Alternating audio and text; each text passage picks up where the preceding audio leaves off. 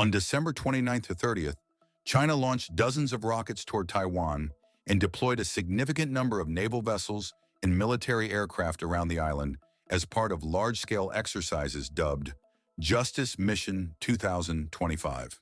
The drills represent one of the most expansive demonstrations of Chinese military power directed at Taiwan in recent years. China's live-fire activities appear to have triggered heightened readiness measures on the Taiwanese side, including the movement of the island's highly secretive Hsiung Feng IIE HF-2E land attack cruise missile. Although development of the missile is believed to date back to the early 2000s, the system has been rarely observed in public, making its recent appearance particularly noteworthy. Observers reported a transporter-erector-launcher (TEL) associated with the HF-2E missile system moving southward from Hualien toward Taitung along Taiwan's southeastern coast. The redeployment suggests a deliberate effort to disperse high-value strike assets and enhance survivability amid escalating regional tensions. In this video, Defense Updates analyzes why China would be wary of Taiwan's secretive Hsiung Feng IIE missile. Before we proceed, a word on NordVPN, which is one of the most trusted and fastest VPN brand that has a no-log policy validated by Deloitte. NordVPN provides a 256-bit encrypted tunnel that protects your privacy and also enables you to access contents that are blocked based on geolocation. Its threat protection system helps you avoid phishing, scams, and malware. NordVPN application is available for all the major platforms as well as browsers. Get an exclusive NordVPN deal with massive saving by going to nordvpn.com/defense or clicking the link in the description. It's risk-free with Nord's 30-day money-back guarantee. In the summer of 2023, a Taiwanese media outlet released photographs and video footage that offered the first clear public glimpse of the HF-2E. At the time of this disclosure, the missile was already believed to have been in operational service with Republic of China Armed Forces for more than a decade, with full-rate production reportedly having commenced around 2011. The limited visibility of the HF-2E underscores its role as a quiet but strategically significant component of Taiwan's counterstrike capability. Designed to operate largely out of public view, the missile is intended to provide Taipei with a credible means of holding high-value targets at risk. Despite its designation, the HF-2E is not believed to be directly related to the Hsiung Feng II HF-2 anti-ship cruise missile, instead representing a distinct land attack system optimized for long-range precision strikes. The HF-2E forms part of a broader suite of highly classified counter-strike assets that Taiwan's armed forces are understood to maintain. Collectively, these systems are intended to strengthen deterrence by signaling that any large-scale military intervention by China could expose critical targets on the mainland to retaliation, thereby complicating Beijing's operational calculus.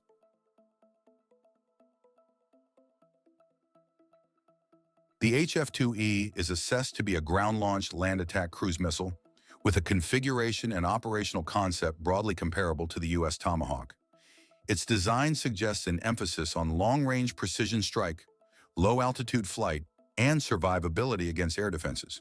Taiwan's military is believed to have initiated development of the HF-2E in the early 2000s.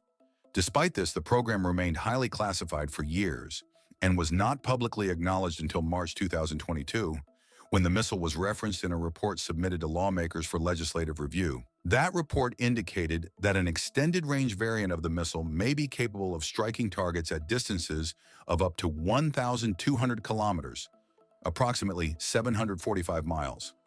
However, Taiwan's military authorities have not officially confirmed this performance figure, maintaining deliberate ambiguity around the system's true capabilities. While the Ministry of National Defense did not disclose the number of missiles produced to date, it did reveal plans for a combined annual production of 131 missiles, encompassing both HF-2 anti-ship variants and HF-2E land attack missiles beginning in 2024. According to available reporting, the launchers are intended to be stored in hardened shelters at military facilities and dispersed to remote, pre-surveyed launch locations during periods of heightened alert. This deployment concept is designed to enhance survivability, complicate enemy targeting, and ensure a credible retaliatory strike capability under combat conditions.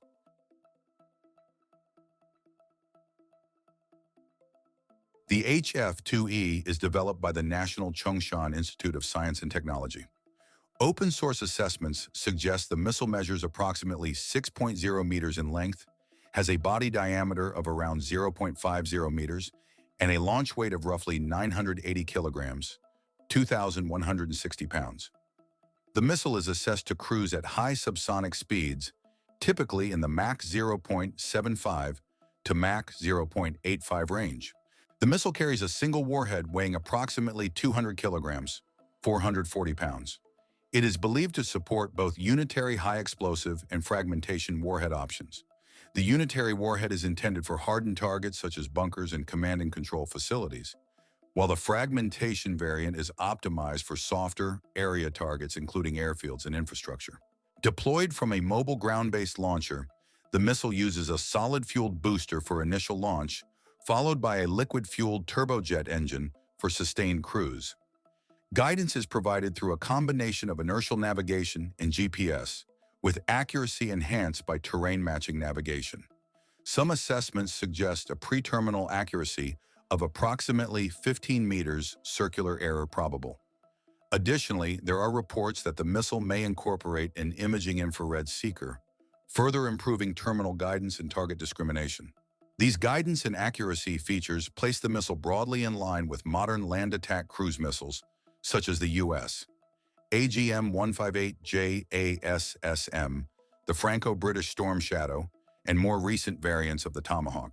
During ingress into hostile territory, the HF-2E is believed to descend to very low altitudes of roughly 15 to 30 meters, 49 to 98 feet, to minimize radar detection. In the terminal phase, the missile is assessed to perform a brief climb to clear obstacles and enable its IIR seeker to acquire and positively identify the target, before executing a steep dive onto the designated aim point. This flight profile enhances survivability while maximizing precision against defended targets.